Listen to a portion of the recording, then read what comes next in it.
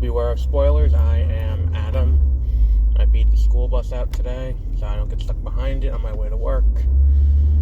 It's a good feeling. Good feeling. Let's see. So a little bit of something before we dive into today's topic. I did get a little bit of flack about a comment I made on a past podcast regarding,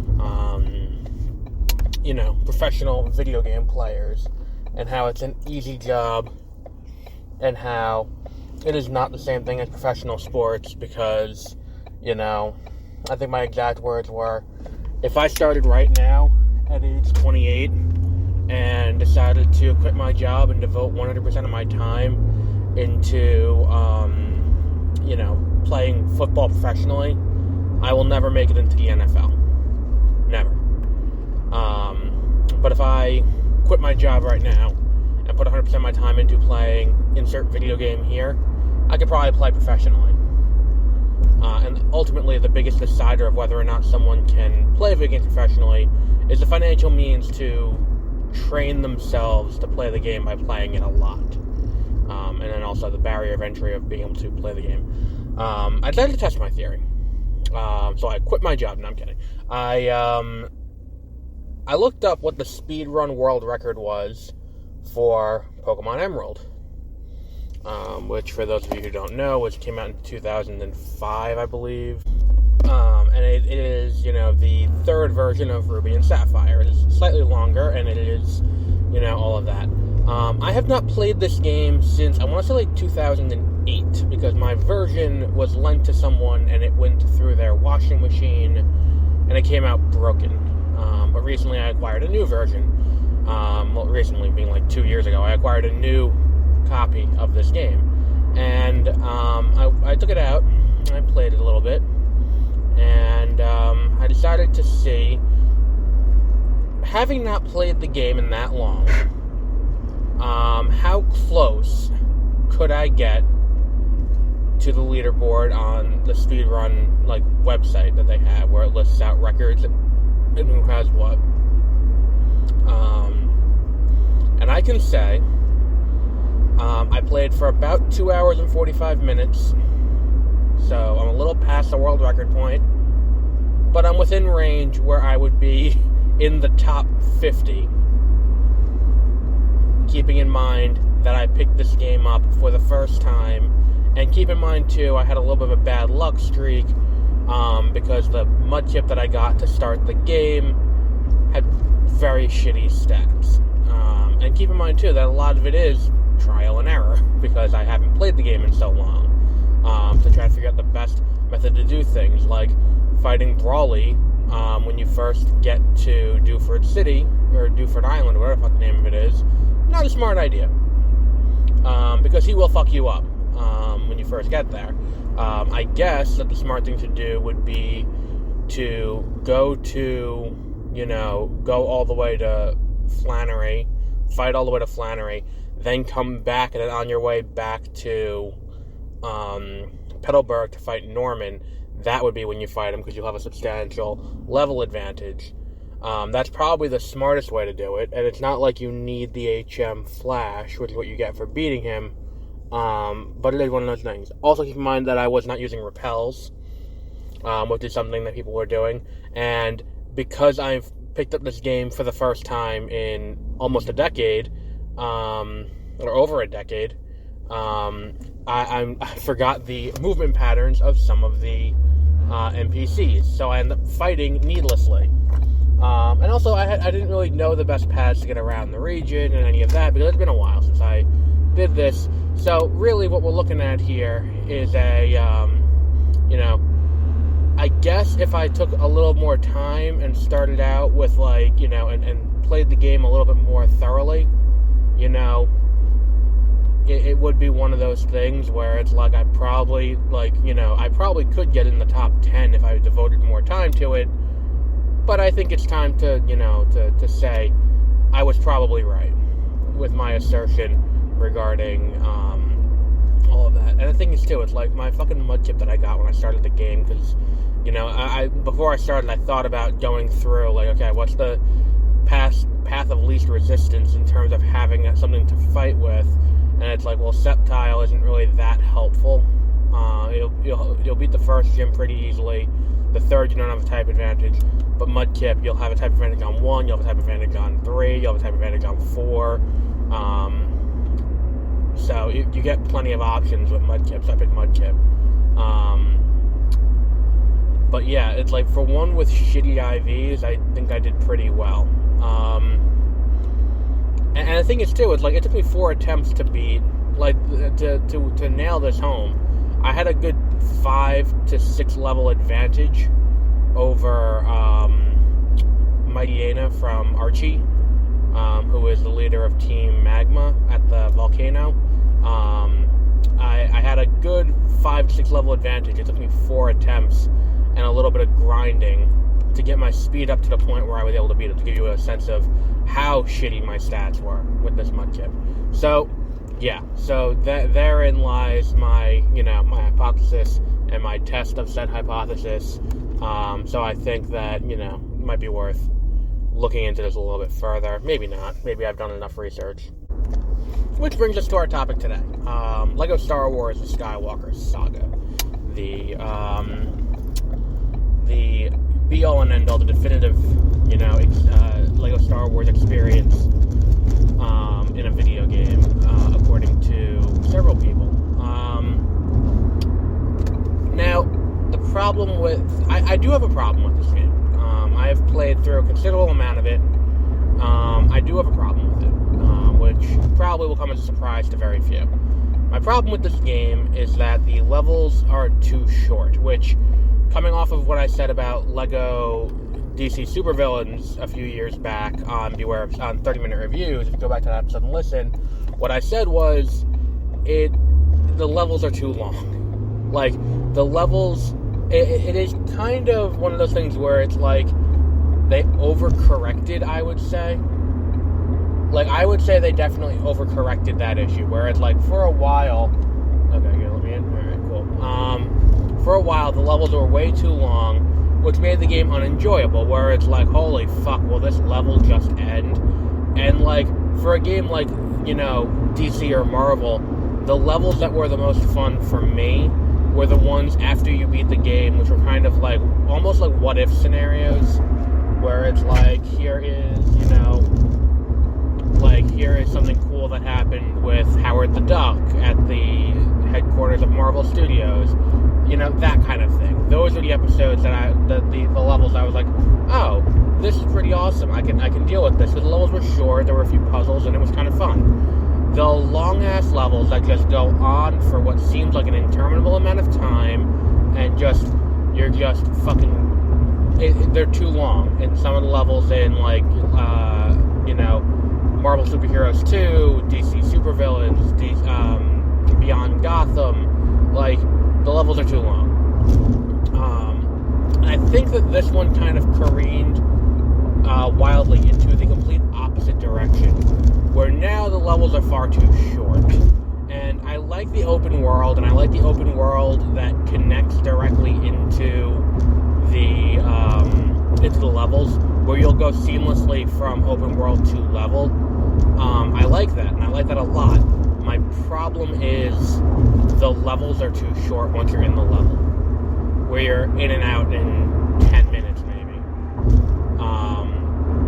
The open world's cool. Exploring the open world is awesome. Getting to fly around the galaxy, do whatever the fuck you want. All of that is really cool, and it's the kind of thing that I would love, and I would love to see this happen again in future installments. Like, if they did this style game, but with Harry Potter, or with, they did Lord of the Rings at one point, they did Lord of the Rings and the Hobbit, if they did it there, if they did that with Doctor Who, that would be cool.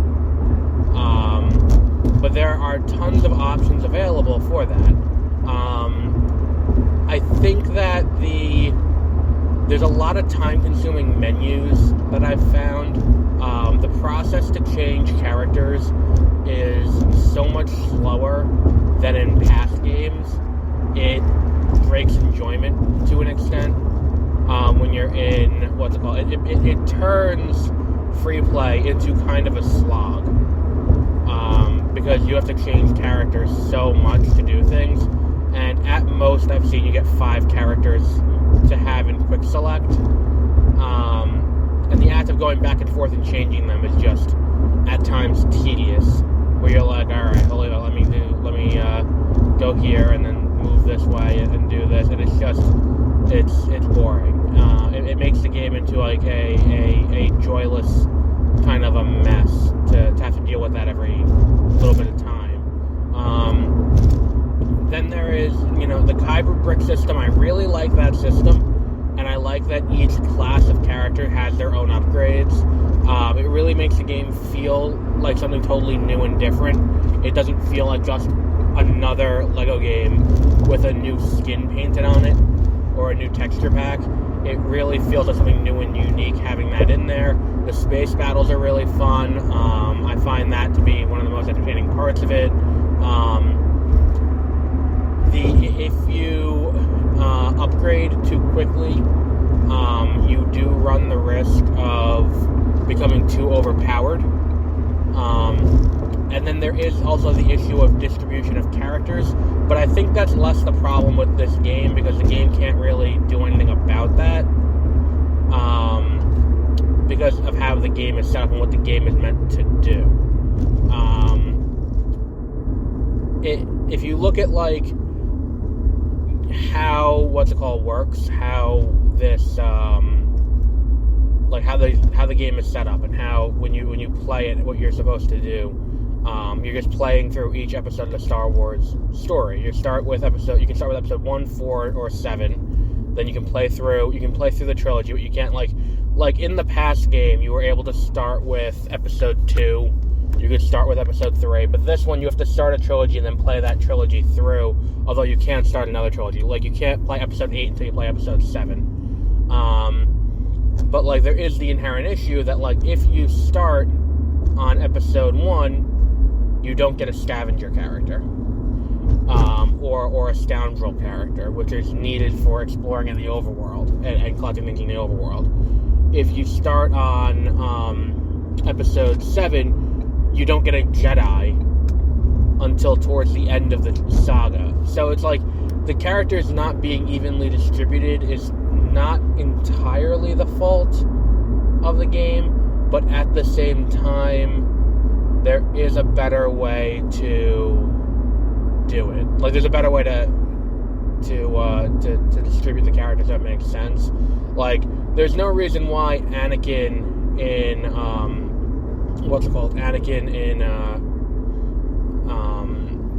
episode 1 couldn't be a scavenger character. There's no reason for that. There's no reason why Rey in episode 7 couldn't be a Jedi, considering the Jedi character thing they do is just move things with the Force. Like, I believe she does that in episode 7. Like, in episode 7, she's doing mind tricks, she's doing, she's calling the lightsaber to her.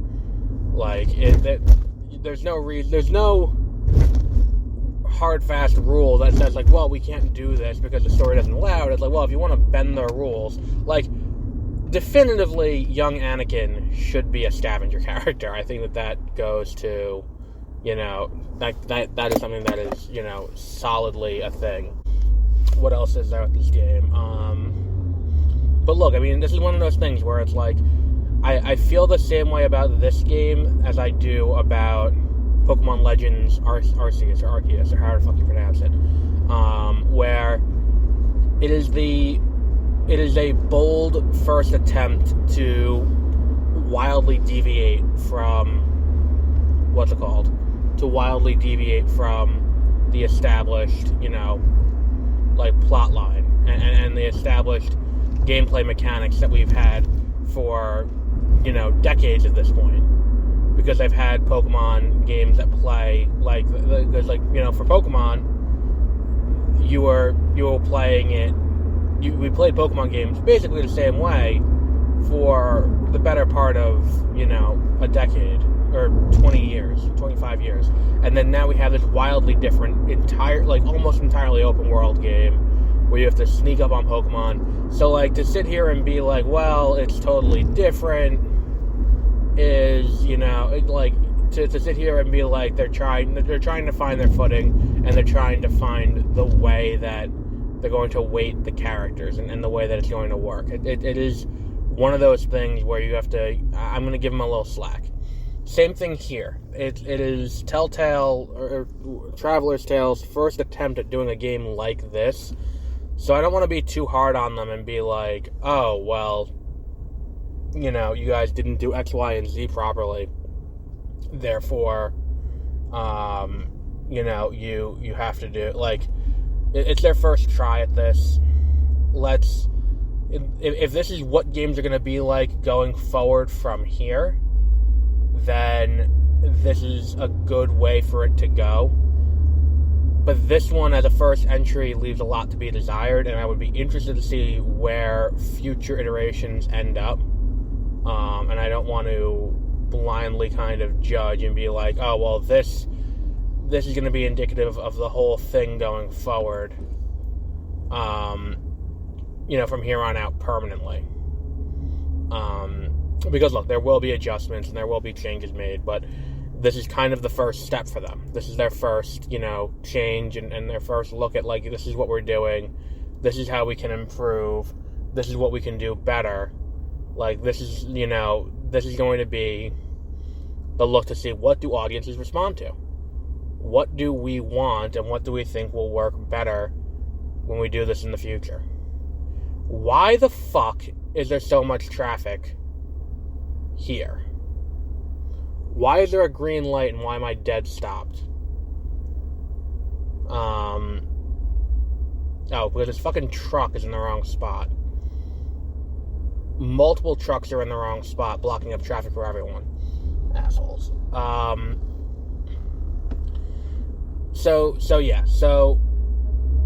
This game is plenty entertaining. It's plenty fun. It's just, there are some things about it that slog. I played it on the Switch, performance issues, I wouldn't say were rampant, but I will say they weren't 100%, it wasn't 100% fluid 100% of the time. I played it mostly in handheld mode.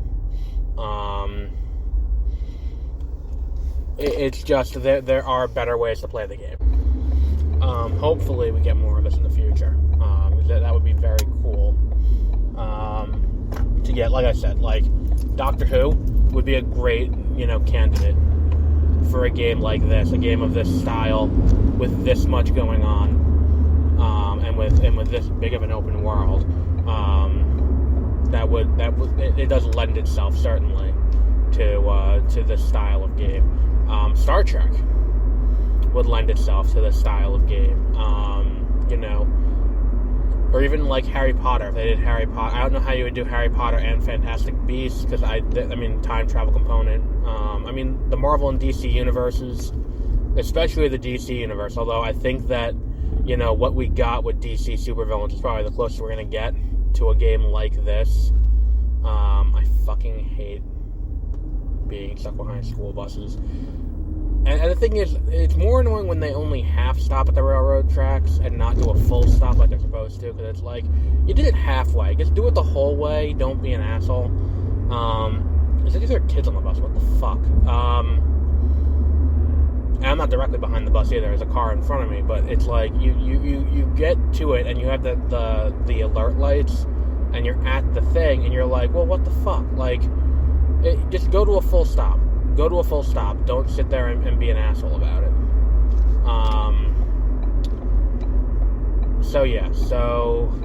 I think that's really it.